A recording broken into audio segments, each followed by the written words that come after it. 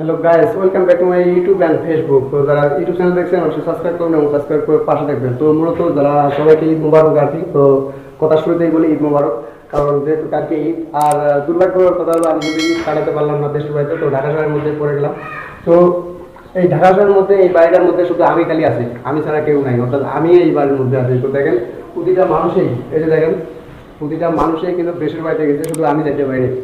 এই ঢাকা শহরের মধ্যে ঈদ কাটানো লাগবে আমার। তো এই যে দেখেন দেখেন প্রতিটা মানুষই দেশের বাড়িতে গেছে, শুধু আমি যেতে পারিনি। দেখেন এই দেখেন অবস্থা, এই যে অবস্থা।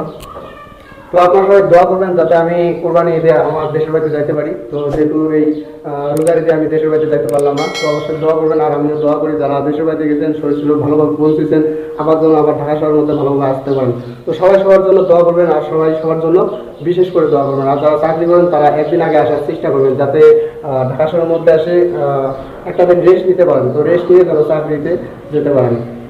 তো আসলে আমরা যারা গার্মেন্টসে কাজ করি, তো গার্মেন্টস জীবন আসলে একটা জেলখানা। কারণ জেলখানা বলাই লাগে, কারণ যেহেতু প্রতি ঈদে ঈদে ছুটি, অর্থাৎ লম্বা ছুটি আমরা ঈদে ঈদে। তো সবাই ভালো থাকবেন, অবশ্যই সাপোর্ট করবেন এবং সাপোর্ট করে ভালো থাকবেন। সবাইকে ধন্যবাদ।